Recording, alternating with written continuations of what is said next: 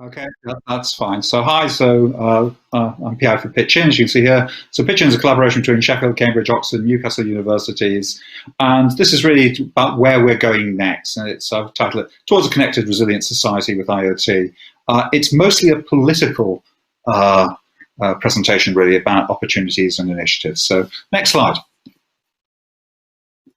Okay, so let's take a step back. There's a lot happening at the moment, and not much of it is very encouraging. So we just had, or are having, COVID-19. We need to recover from this. I'll come on to that in the next slide. But we also need to prepare for the next pandemic, because having had one which frankly was not that dangerous, having had such a significant effect, we need to prepare for the next pandemic, because one will come eventually, and it may be worse. So that's part of the ongoing, how do we make ourselves resilient against events like the ones we've just witnessed with COVID-19 and are still suffering the consequences of. Changing demographics in health.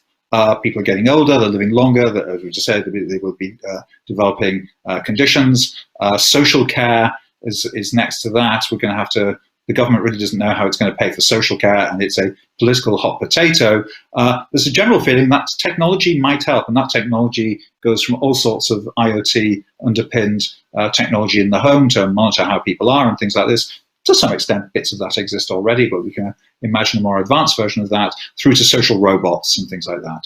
The environment is a perpetual concern and has been for quite a long time. And productivity has been the major headache for British manufacturing, British production generally, for many, many years. These are all still in play at the moment.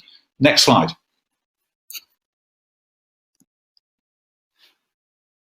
Thank you. Okay, so here are two phrases, but it's not the whole story, but here are the two ones you'll see both locally with Levelling Up and Build Back Better, which has its origins in Japan, I believe. More recently was invented by Joe Biden, but also you'll see various bits. So I've tried to give a range of political opinions on this. There's general agreement that some mixture of these two and a few other concepts is well worth pursuing for a fairer society and a resilient society. So Alex Sharman was making speeches on Build Back Better in New Zealand recently. Boris Johnson's been promoting this for quite some time. You'll find on the Labour benches, there is still a lot of support. There's general support for this sort of thing. And you'll see from this slide, actually, some of the things you'd want Build Back Better to actually do. We're in a unique position now. We can actually build back better. And here's some of the things, ranging from health, social care and housing and other public services, and also mending some of the other social inequalities you'll actually see in society. Next slide. Okay, so there's backing for this sort of thing, the things you've just sort of seen. So the industrial strategy was primarily motivated by the need for productivity. You'll find some offshoots from the industrial strategy, such as the Made Smarter initiative. If you work in manufacturing, manufacturing generally, interpreted quite generally, there's a lot of stuff in the Made Smarter report which is actually underpinned by IoT if you choose to look at it in detail. Healthy aging initiatives, the research councils are heavily into healthy aging, and the government has a problem with old people. It doesn't really know how it's going to provide the social services and the health services to, frankly, an aging and increasingly frail population. Again, there's a feeling that technology might help, and IoT forms part of that. We've seen the Levelling Up, Build Back Better earlier on. The R&D roadmap has emerged from the government in recent months. Is heavily behind a number of these initiatives and also heavily behind innovation. And more recently, you'll see things like the Prime Minister's 10-point green plan about a fortnight ago. Okay, so there's lots of initiatives, lots of backing for this, and when there's lots of political backing, opportunities and indeed funding arise. So let's talk about some of the areas that pitch in. The researchers at universities and the innovators at universities are probably going to get more heavily involved in. Well, you're going to see more logistics. Now, that might seem a little surprising. Logistics is arguably one of the success stories of Internet of Things. It's certainly, it's been into automation and productivity for an awful long time. One of the things you actually see under pandemic is that logistics are important at any time. Under pandemic conditions, logistics are even more important. But the nature of logistics is changing, and it's changing because of some of the politics. Now, this has got something more to do with things like repatriating jobs home and making things at home, etc., which is, of course, part of the Trump agenda, which we'll see what actually Biden's going to do, but it's part of that agenda. There is a general shortage of warehousing space. And whatever happens under free trade agreements or not with the European Union, the nature of warehousing is going to change.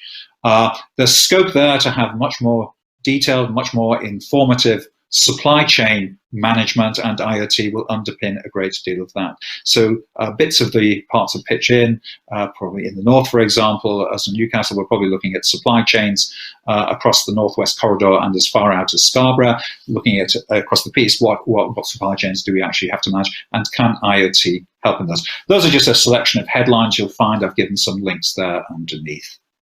Okay, next slide. Okay.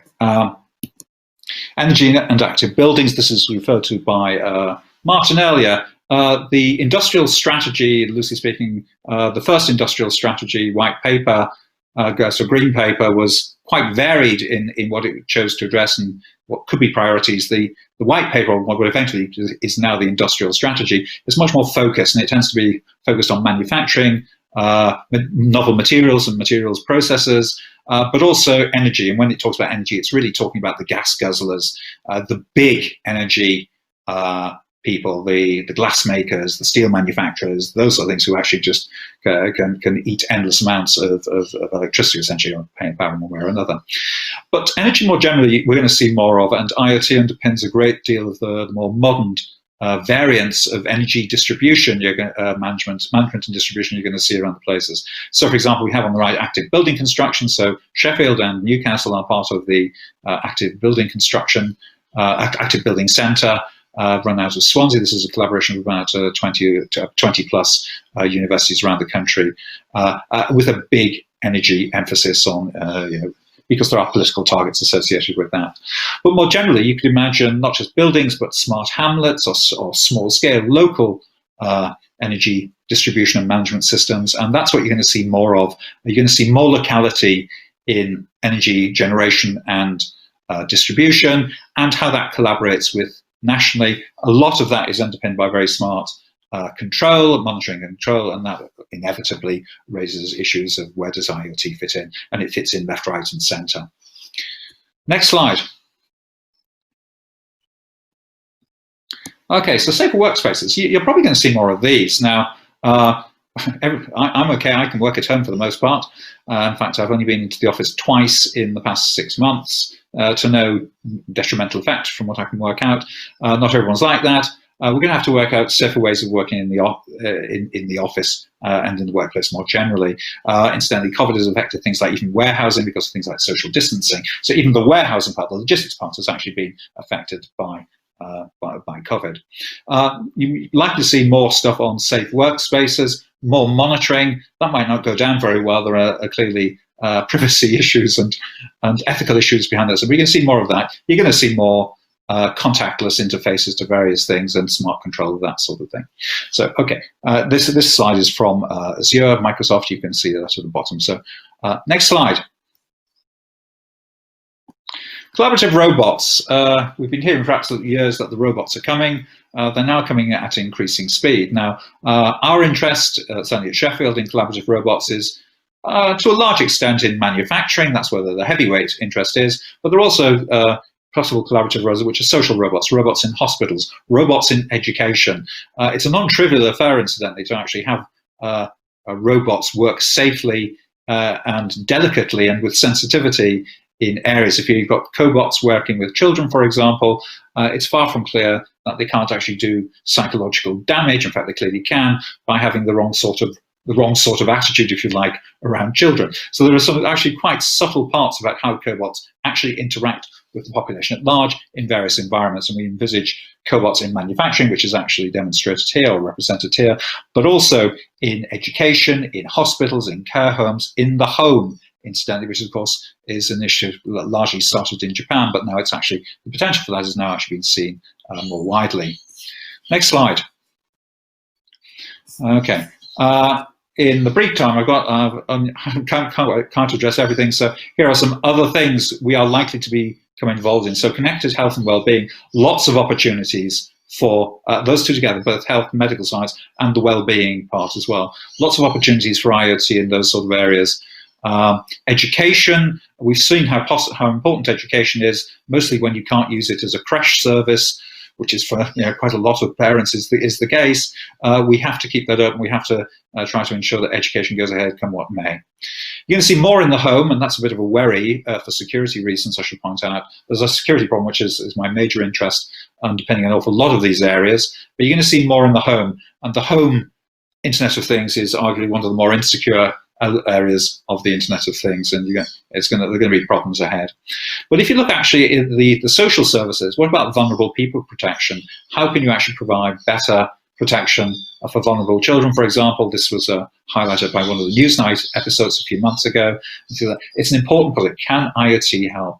More generally, connected transport management and related things. You're going to see an awful lot more, and we are getting involved in a lot more of pooling of information from different sources. So hopefully the councils will pool some of their IoT-related information, for example, for traffic management, on air quality monitoring and things like that. You're also going to see more, so when I say more in the home, it's going to be more in buildings, more about how you actually maintain quality atmosphere in a building. Those are the sort of things you're going to see more of, and that's going to get much more sophisticated because we're going to need to manage airflow around buildings much better than we do at the moment if we are going to keep tabs on things like toxic environment, and that would include promoting COVID and related virus problems and things like that.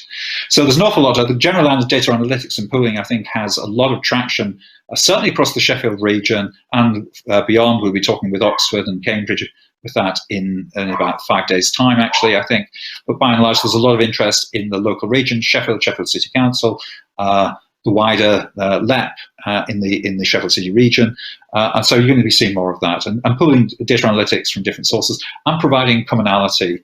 So it's not just the tech, it's not just the analytics. We're also thinking about how we can actually pool expertise and analytic resources to address a variety of problems. And I'll leave it there. And thank you, Chris. I think that worked.